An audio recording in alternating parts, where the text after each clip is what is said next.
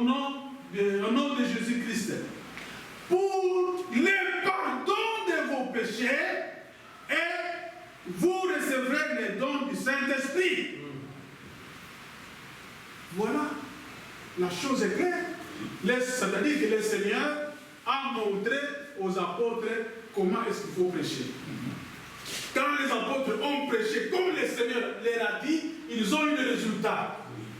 Et si nous continuons, là nous sommes au chapitre 2, si nous continuons au chapitre 3, c'est là où nous avons parlé de l'apôtre, la peine. L'apôtre, c'est le premier miracle des apôtres. Voilà donc tout. Frère Branham a prêché une prédication intitulée Les actes du Saint-Esprit. Cherchez à lire cette prédication. Les actes du Saint-Esprit. Vraiment, c'est un chef-d'œuvre. Les choses, vraiment, ça s'enchaîne sans complication, sans effort, sans forcer, parce que j'ai pris donc des formules donc, de 2 hydrogènes, plus l'oxygène, j'ai l'eau. C'est simplement comme ça. Pourquoi on doit se compliquer? Parce que nous avons tout. Pour quelle raison on doit aller chercher l'imitation? Parce que nous avons l'original. Amen. Pourquoi? C'est là où la chose bloque. C'est là où la chose bloque. Parce que tout le monde maintenant veut montrer la connaissance. Tout le monde veut montrer que je connais quelque chose. Tout le monde veut montrer que moi j'ai étudié. Tout le monde veut montrer. Mais frère, le ministère, ce n'est pas l'étude. Le ministère, c'est un don qui vient de Dieu. Amen. Si Dieu te donne ce don-là, le don doit être conduit par le Saint-Esprit. Si ce n'est pas conduit par le Saint-Esprit, c'est conduit par un mauvais esprit. Point bas. Amen. Pas autre chose.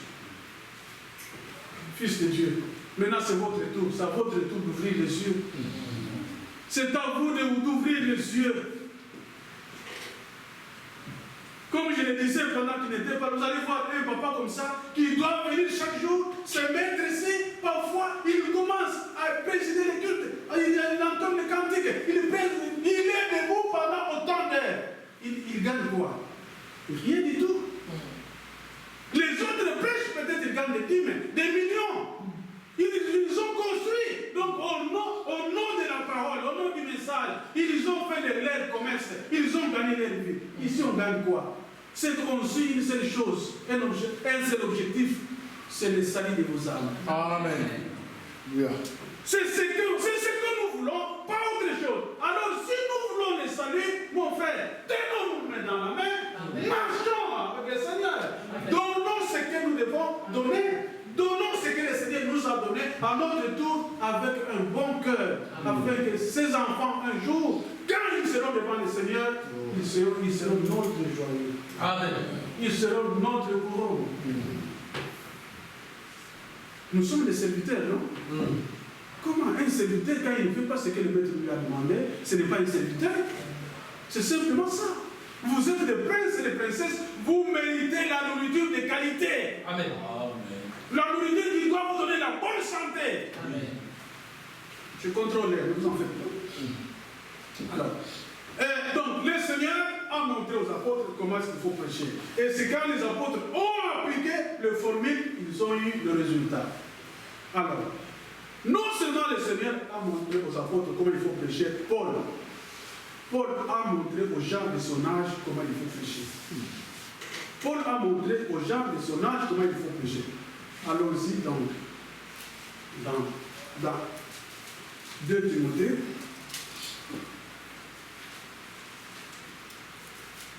Dans le 2e épître de Timothée. Alors, Timothée, chapitre 2 Timothée, chapitre 1. Nous lisons un seul verset. Alors, de 14 à 12. Alors, n'ayez point, verset 8, pardon, verset 8. N'ayez point de honte du témoignage à rendre à notre Seigneur, ni de moi sont prisonniers. Amen. Amen. Paul dit à Timothée, n'ayez pas honte. Quand tu vas te mettre au dos de la chair, prêche l'évangile librement, dis aux gens que Christ devrait souffrir. Il devrait ressusciter le 3e jour. Il est maintenant, quand ils croient cela, donc ils vont se repentir et le pardon du péché viendra. Mais n'oublie pas d'ajouter que ce Dieu-là, au temps d'Éphèse, dans l'âge de l'Éphèse que toi, Timothée, tu es en train de vivre, dans l'âge d'Éphèse, Dieu a envoyé Paul. Amen. Voilà l'évangile complet. Donc, dites Timothée, dites que dans l'âge d'Éphèse, Dieu a envoyé Paul. N'ayez pas honte de témoigner de Paul. Si vous avez honte, vous ne croyez pas le message. Amen. Voilà. Ce n'est pas moi. Je ne lis même pas de citation. Ça, c'est la Bible. C'est 100% la Bible. Amen. Sinon, vous allez lire, hein, lui, il est toujours, le Branham dit, ça, ce n'est pas Branham dit. Ça, c'est la Bible. Amen. Parce que moi, on m'a collé des étiquettes, un branhamiste, les autres ils disent, un tonneriste et tout ça. Oh là là, je regarde, frère, les gens ils comprennent bien. Ce sont ils doivent retourner à Jésus, qu'il souffle sur eux. Ouvrez les yeux pour voir, connaître et comprendre les Écritures. Il y a quelque chose qui bouillonne, ça bouillonne en moi, je vous assure. Alors, n'ayez pas honte de témoigner de Jésus-Christ, ni de moi, son prisonnier. Alors, si on peut lire encore l'Écriture en rapport avec ceci, c'est dans Tite. Après Timothée, c'est Tite, je pense.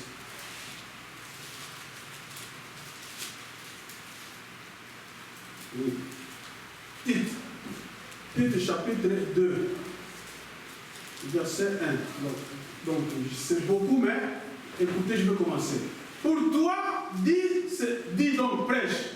C'est ça, je pense que vous comprenez. Amen. Pour toi, dis les choses qui sont conformes à la sainte doctrine, c'est-à-dire prêche les choses qui sont conformes à la sainte doctrine. Dis que, c'est-à-dire quand tu vas commencer à prêcher, dis que les vieillards doivent être sobres, honnêtes, modérés, saints dans la foi, dans la charité, dans la patience. Verset 3. Dis que, donc prêche que les femmes âgées doivent aussi avoir l'extérieur qui convient à la sainteté. N'être ni médisantes, ni à donner au vin. Qu'elles doivent donner de bonnes instructions dans le but d'apprendre aux jeunes femmes à aimer leur mari et leurs enfants, à être retenues, chastes, occupées aux soins domestiques, bonnes, soumises à leur mari, afin que la parole de Dieu ne soit pas blasphémée. Verset 6. Exhorte, c'est-à-dire, prêche que, exhorte de même les jeunes gens à être modérés. Chapitre 9. Exhorte le serviteur, c'est-à-dire tout ce que nous sommes en train de dire. Paul est en train de montrer à Timothée comment est-ce qu'il peut prêcher. Voilà, c'est-à-dire quand Timothée se mettait debout, il ne cherchait pas quoi prêcher. C'est seulement aujourd'hui les gens se débrouillent. L'homme n'est pas né pour se débrouiller, l'homme est né pour dépendre de Dieu. Amen. C'est pour cela que tout ça ne marche pas. Timothée, quand il se mettait debout, il ne cherchait pas qu'est-ce qu'il peut prêcher. Quand il se mettait debout, il ne cherchait pas qu'est-ce qu'il peut prêcher. Parce que Paul leur a dit qu'est-ce qu'ils peuvent prêcher. Qu'est-ce qu'ils peuvent prêcher dans Actes des Apôtres. Non seulement dans Actes des Apôtres. Actes des Apôtres, chapitre 15, je pense. Prenez Actes des Apôtres 15.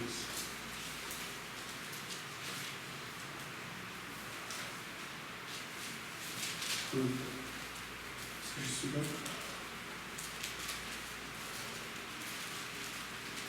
Oui, Acte 15. Nous lisons ce verset pour gagner du temps. Verset 21. Il est écrit. Car depuis bien des générations, donc depuis bien des générations, bien d'années, depuis bien des générations, Moïse a dans chaque ville des gens qui le prêchent. Puisqu'on les lit tous les jours de sabbat dans les synagogues. C'est-à-dire Moïse, tous les jours quand il y a culte, on lisait que Moïse, on les prêche sans honte. Seulement nous, parce que je veux montrer à cette église que je connais, j'ai la connaissance. Comme je suis allé quelque part, j'ai trouvé un prédicateur, un homme chargé de mystères, de faux mystères, Quand je regardais comme ça, j'ai dit, je vais vous prêcher aujourd'hui la pipe de Luther. Quoi? La pipe de Luther.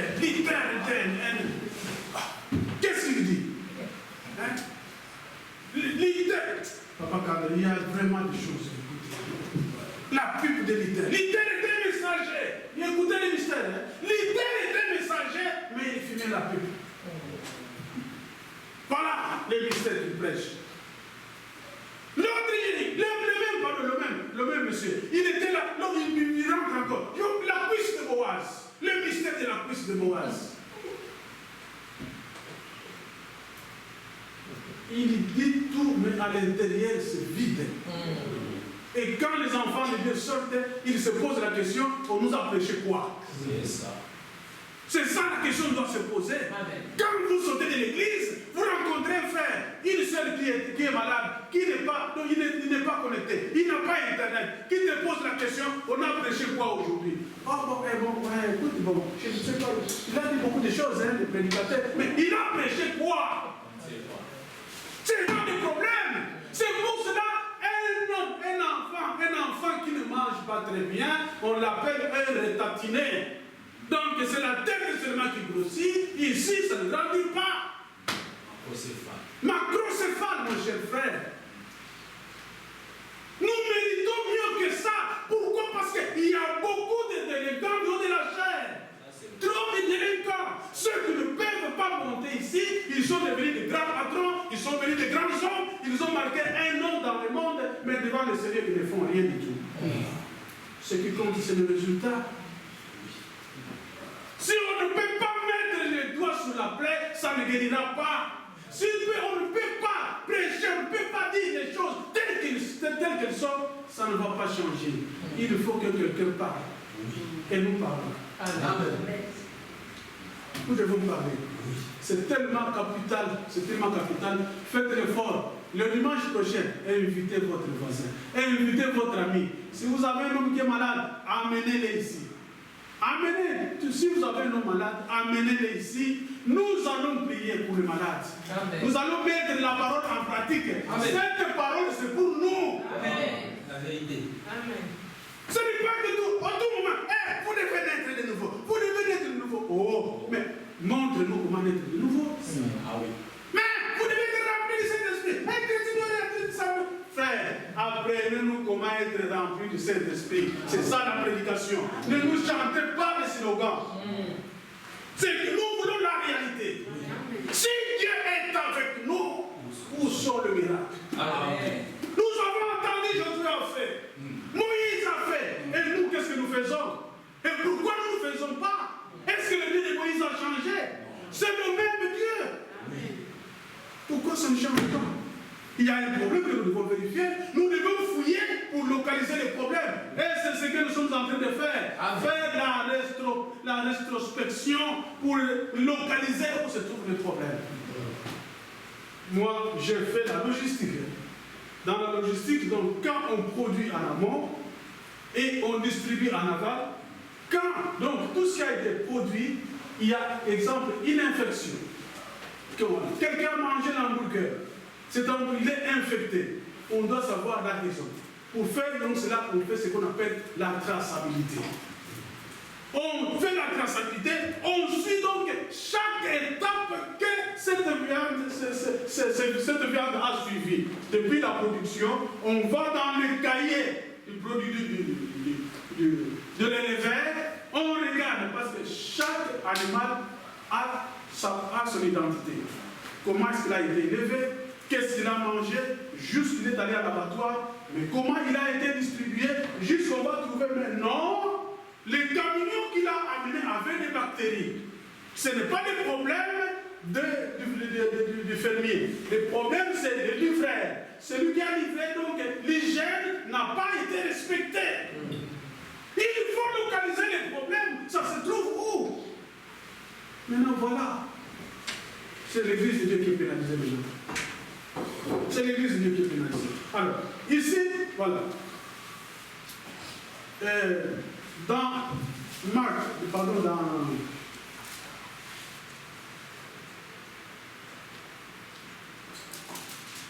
dans Timothée.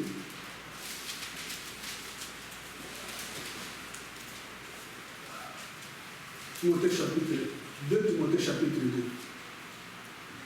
2. 2 Timothée chapitre 2. Peut-être on va s'arrêter là-bas, l'importance. Je vais prendre 5 minutes en plus. Je lis le premier et le deuxième verset. Il est écrit: toi donc, mon enfant. Alors, en passant, je vais vous dire que quand Paul dit, appelle Timothée mon enfant, vous savez que ce n'est pas Paul qui a prêché Timothée. Mettez ça dans la tête. Paul s'est rencontré avec Timothée. Timothée croyait déjà l'évangile. Amen. Mais il appelle mon enfant, c'est parce qu'il est son père dans le ministère. Amen. Voilà. Donc c'est Paul qui a formé Timothée. C'est Paul qui a dit à Timothée comment est-ce qu'il devait prêcher. Parce que Timothée avait déjà un ministère donné par la prophétie à partir de sa grand-mère. Je pense que vous savez cela. Amen. Sa grand-mère a donné la prophétie et le ministère était là. Il fallait encadrer ce ministère-là. Voilà comment est-ce qu'on peut. Un homme peut devenir prédicateur. On ne devient pas prédicateur du jour au lendemain. Non, frère. Non. Ça ne va pas marcher. Vous levez comme ça, vous commencez à prêcher. Vous levez comme ça, vous devenez pasteur. Mais ça ne va pas marcher. Je vous assure que ça ne va pas marcher. Si vous ne suivez pas les chemins tracés par Dieu, ça ne marchera pas. Vous avez un ministère, on va vous expliquer. Vous avez un ministère ici. Qu'est-ce que ce n'est pas j'ai un ministère, alors, bon, pasteur, j'ai un ministère, après, prenez la chaîne. Non. Non. On ne peut pas monter n'importe qui ici. Ça, ce n'est pas un endroit qu'on appelle ça, d'expérience, donc de souris, d'expérience scientifique. On prend un produit, on le jette dans un souris, on va voir si il va mourir ou bien il va résister, comment ça va se passer. Ici, on transmet la vie seulement. Amen. Pas autre chose. Écoutez, toi donc, mon enfant, fortifie-toi dans la grâce qui est dans Jésus-Christ. Et ce que tu as entendu de moi, en présence de beaucoup de témoins, confie-les à des gens fidèles, qui soient capables de l'enseigner aussi à d'autres. Voilà. Paul dit à Timothée, quand tu vas prêcher, prêche Jésus-Christ. Fais le témoignage de moi, son prisonnier, que Dieu m'a envoyé pour apporter la vérité, l'évangile, la vérité. Fais le témoignage. Mais quand maintenant tu es en train de grandir, ce que tu as appris de moi, à ton tour, forme aussi d'autres personnes. Transmettez cela. Que quand ceux qui viendront après toi, qu'ils ne puissent pas prêcher autre chose. Qu'ils ne puissent pas inventer des prédications. Qu'ils ne puissent prêcher ce que moi je t'ai transmis toi. À ton tour, donne ça à d'autres personnes. C'est ça. C'est comme ça que l'évangile se perpétue. C'est comme ça que l'évangile se transmet. Si vous vous souvenez, depuis le temps des apôtres, jusqu'à aujourd'hui, c'est la même évangile et Dieu ajoute toujours les morceaux de chaque âge d'église. Donc, la base, c'est la même. C'est pour cela que nous avons lu la semaine avant que Jésus-Christ, c'est la pierre angulaire. Amen.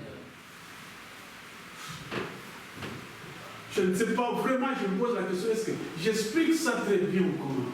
Amen. Je ne sais pas. Parce que je veux vraiment que vous puissiez comprendre, que vous compreniez. Je veux que vous compreniez parce que c'est tellement capital. C'est tellement capital. Alors, donc, ça veut dire que je disais, Jésus-Christ a formé les gens. Paul a formé les gens. Branham a formé les gens. Amen. Branham a montré comment il faut prêcher le message. Amen. Maintenant, nous sommes dans notre âge. Si ça ne marche pas, pourquoi ça ne marche pas dans notre âge? Les apôtres ont fait ce que Jésus leur a dit. Ils ont imposé le malade était guéri. Les miracles les a accompagnés. Voici le miracle qui accompagne ceux qui auront cru. À notre tour, ça ne marche pas. Pourquoi? Est-ce que nous faisons ce que Branham nous a dit? Le temps est parti. Que Dieu puisse nous aider. La semaine prochaine, je vais vous montrer par la grâce de Dieu qu'est-ce que Branham a dit, comment est-ce qu'on peut prêcher le message. Mais je peux vous lire quand même une citation. Une citation, là on va continuer quand on viendra. Dans question-réponse numéro 4. Donnez-moi, je n'abuse pas de votre temps. Je lis le paragraphe 184. Question-réponse numéro 4 de 1964. Alors, 184, notez ça, c'est très, très important. Maintenant, attendez, ça c'est la traduction chez nous. Maintenant, attendez. Laissez-moi m'arrêter là juste un instant. Maintenant, c'est ce que j'essaie de dire aux gens. Écoutez ce que Branham essaie de dire aux gens. C'est ce que j'essaie de dire aux gens. Frère Neville croit le même message que moi. Frère Caps, frère Belé, frère Rudel, tous ces frères d'ici croient le même message que moi. 186. Ces hommes sont des hommes de Dieu qui sont pieux. Ce sont des hommes de Dieu pieux. Ceux qui doivent prêcher le message, ce doit être des hommes pieux. Premièrement, ce sont des hommes pieux. Ce sont des hommes qui ont le même Saint-Esprit que moi. Alléluia. Amen. Ils ont le même Saint-Esprit que moi. Avant de prêcher l'évangile, il faut passer par le baptême du feu. Car on n'a pas expérimenté le baptême du Saint-Esprit, on ne peut pas monter dans de la chair. C'est interdit. C'est interdit. Amen. Ils ont le même Saint-Esprit que moi. Après, ce n'est pas grave. Lisez-moi cette phrase ici. Ils ont le même ici. Ils enseignent sur base de la même Bible et du même message. Amen. Amen. Voilà comment, au temps de Branham, ceux qui ont cru le message, comment ils prêchaient. Ils prêchaient sur la base de cette Bible et du message. Pour quelle raison? Sans le message, aucun prédicateur ne peut prêcher. Parce que les yeux sont fermés. Il est soufflant. Recevez le Saint-Esprit pour comprendre les Écritures. Voici la chose qui peut vous aider à comprendre les Écritures. Amen. Quand on ne fait pas ça, on est loin de la vérité. Donc, frère, Matthieu, Luc, Psaume, Genèse, vous sortez avec 200 versets. 200 parfois 100 versets, 50 versets. Ça sert à quoi? Ça sert à quoi? Ce n'est pas notre message. Ça donc vous-même, vous allez commencer. Ça, nous avons le scopule. Donc vous prenez l'écriture, on donne une référence, vous prenez la référence, c'est le jeu des pentecôtistes. Ce n'est pas notre message. Dans notre Bible ici, Frère Branham dit pourquoi nous ne sommes pas une organisation. Pourquoi nous ne sommes pas une organisation? C'est ça la précision. Oui. Oui. Pourquoi nous ne sommes pas une organisation? Une dénomination. Dites. Une dénomination. Attendez. Merci, ma soeur. Pourquoi nous ne sommes pas une dénomination? Voilà. Pourquoi nous ne sommes pas une dénomination? Merci, c'est ça. C'est ça la prédication. Je pense paragraphe 4. Frère Branham dit, nous croyons des choses étranges. Nous croyons des choses étranges. Dans cette Bible ici, il y a ce qu'on appelle la partie mystique des Écritures. Que vous lisez, vous ne savez pas qu'est-ce qui est écrit là-bas. Vous ne savez pas, la Bible dit, donc Dieu dit en Égypte, cette nuit je vais visiter le pays d'Égypte. Je vais exterminer leur Dieu au pluriel. Et chaque maison connaîtra la mort du premier-né. Quand le matin était venu, ce qu'on a seulement vu, c'était le premier-né, non? Dans chaque famille, le premier-né était décédé. Mais qui a vu un seul Dieu d'Égypte être exterminé? On les a vus, un seul Dieu d'Égypte, étendu sur le lieu public. Et pourtant, ils étaient exterminés. Amen. Ah oui? La Bible dit, Jésus dit à Nicodème, il dit, monsieur, le vent vient, ça souffle, tu entends le bruit, mais tu ne sais pas ça vient d'où, tu ne sais pas ça va où. Il faut entrer, expliquer. Mais si c'était le message, on devait connaître ça comment? Parce que tout ça, c'est explicable. Pour comprendre ça seulement, il faut le message. Dans notre Bible, nous croyons des choses étranges. Dans notre Bible, il y a le nom de Wesley. il y a le nom de Martin, il y a le nom de Colomban. Dans la Bible de Pentecôtiste, il n'y en a pas. Il y a le nom de Branham. Dans la Bible de Pentecôtiste, il n'y en a pas. C'est pour cela, la seule chose qui a fait que je puisse être ici, comme je vous ai dit la fois passée, quand j'ai vu ce frère se tenir sur le message, j'ai dit, restons ici. J'ai dit à ma femme, moi je dois aller au Congo, aller chez le frère Kama, prier là-bas.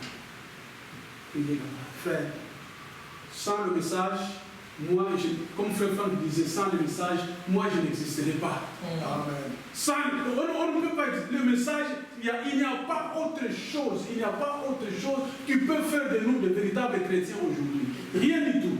Donc je viendrai quand même, avec des citations, vous montrer qu'est-ce que frère Branham a dit au sujet de la prédication. C'est une petite explication, donc notre prédication n'est pas basée sur cela. Qu'est-ce que nous sommes en train de faire? On est en train de montrer la véritable Église de Dieu. Comment ça a commencé? La vraie prédication, ça doit être quoi? La vraie vie chrétienne, ça doit être quoi? En dehors de ça, les restes, ce sont des imitations. Les restes, ce sont des imitations. Quand on n'imite pas Jésus, on nous prêche donc l'imagination. On invente les choses. Quand on n'imite pas Paul, on invente les choses. Quand on n'imite pas Branham, on invente les choses. Amen. Nous devons faire ce que la Bible nous dit. Amen. Que le Seigneur puisse vraiment nous aider, fait que nous puissions comprendre le sens des Écritures comme il a souffert. Il a souffert sur Golgotha à cause de nous et qui nous a concédé le pardon du péché et que nous, à notre tour, que nous puissions considérer cette œuvre de Golgotha comme étant parfaite. Vraiment, j'espère que vous avez bénéficié de quelque chose. Amen. Que Dieu vous bénisse. Amen.